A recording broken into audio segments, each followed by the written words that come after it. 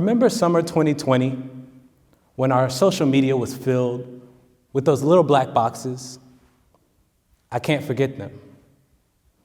I remember waking up on that hashtag Blackout Tuesday, checking my phone and seeing literally hundreds of my followers posting this little black square, which I found out was a minutia portion of the over 28 million Instagram users that posted this little black square.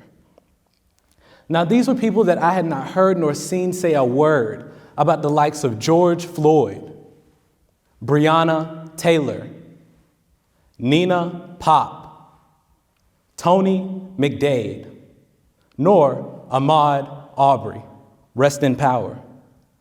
Now, this was irritating, as I could tell that these were people that had no intent on creating justice or true change, but they only wanted to appease their conscience and say, I did something, that I did my part. But what did you do? How many petitions did you sign?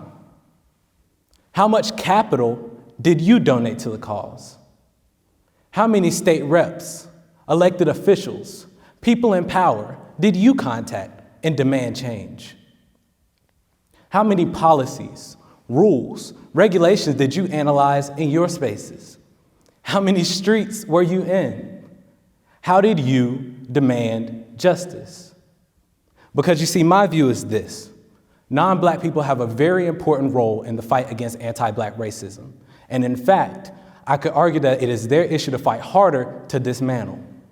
But when I see non-black people up in arms, angry and up in uprisings over issues that black people have been screaming from the top of their lungs for years upon years, decades upon decades, and centuries upon centuries, I had to be skeptical.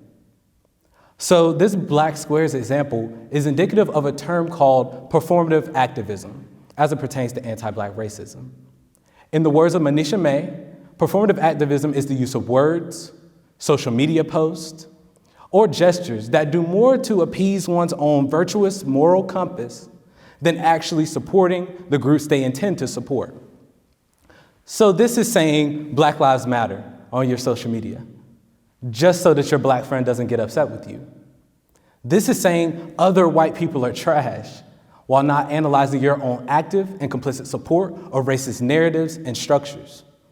This is universities having listening sessions, but never truly intending to listen to the valid concerns of marginalized people. This is the creation of task forces that are only meant to triage marginalized people's concerns and let them go on to that hill and die. This is saying, I'm anti-racist, and saying they shouldn't protest like that. Performative activism against anti-black racism is the perception of allyship with black people, yet only benefits non-black people in their pursuit to be perceived as a good person. So let's dive a little deeper into this. I want to take a look at a university that says that they care about black students. This university highlights their black students on social media posts, on admissions pamphlets, and in orientation where it matters, right? This university says that our great diversity is our strength. This university says Black Lives Matter. So let's pull the curtain back. At this university, there are a little over 3,700 employees made up of faculty and staff. Out of this, there are 162 that identify as black. This is a mere 4% of the employee population. So if we break this number down a little bit more into staff, there's 2,100 individuals that identify as staff at this university. 112 identify as black, a mere 5% of the staff population. Furthermore, we can look at faculty at this university, professors. Over 1,500 faculty and professors. 50 identify as black. This is 3.2% of the faculty population at this university. So these numbers are clear. Universities are not hiring black talent into full-time staff nor faculty positions.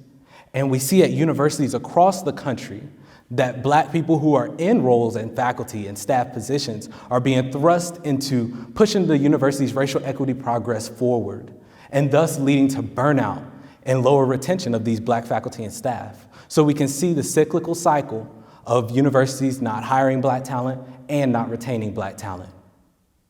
But it's important for us to also see how performative activism impacts students. So I want to take a look at my graduating class of 2019 so that we can get a full 4-year trajectory of students at universities in the United States. So at this university, there are a little over 2,200 black students, about 11% of the student population. These are the 4-year graduation rates. 24.8% of black students graduate in 4 years, compared to 33.7% of non-black students. This is a 10-point difference between 4-year graduation rates for black students and their non-black peers.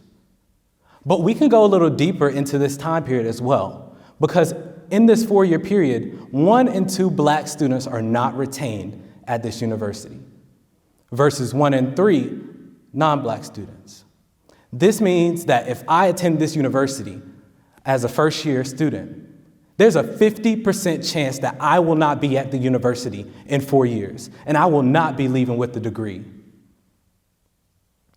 This is indicative of one university, but this is a trend at so many universities nationwide. Even while I'm talking about this, you may even be thinking, am I talking about your university? Because you see, black students are not being graduated nor retained at comparable rates to their non-black peers at universities across the country. Why? It's because there's a lack of success structures for black students at universities. Why? It's a lack of acknowledgement of systemic issues at the universities by the universities. Why? It's a lack of creating or innovating true change or dismantling these systemic issues at the universities by the universities. Why? It's the lack of representation in the classroom. Why? It's the lack of representation on campus at large. Why? It's because black students are continually having to push through racial battle fatigue due to all of the issues aforementioned. And I can hear you saying, my university said they're diverse. My university said they care about their black students. My university said, and that's because it's all about perception. It's all about perception, not about true change or true support. So what if I told you that it was more important for black people to be liberated from anti-black racism than it is for you to be perceived as a good person? Because you see, we've talked about what performative activism is. We've talked about how it implicates real students, real people in real life. But what does true justice, activism, and support look like? It looks like black people needing more than listening and learning, which is arguably the new thoughts and prayers. Anti-black racism permeates literally every aspect of our existence, from education to criminal justice, to healthcare, to entertainment, to sports. The list goes on and on and on. Black people need non-black people to speak up, stand up, and get some skin in the game. Black people need non-black people to continue to have uncomfortable conversations when black people are not in the room with that supervisor that continues to demean and disrespect their black employees, with that family member that says all lives matter as a protest to my Black Lives Matter. Black people need non-black people to continue to self-educate, read books, listen to those podcasts, and hire diversity, equity, and inclusion consultants, anti-racism strategists, to continue to make our spaces more inclusive and equitable. Black people need non-black people to analyze your rules, policies, regulations, things that you've been doing for years. Analyze them and dismantle them to create more inclusive and equitable spaces for black people. And black people need non-black people to advocate for their black peers, their black friends, their black colleagues, their black faculty, their black staff, when black people are not in the room. Because you see, black people need more than these little black boxes of support. Black people need accountability and responsibility, not false saviorism. Because you see, that's just the bottom line. Black people need more. Thank you.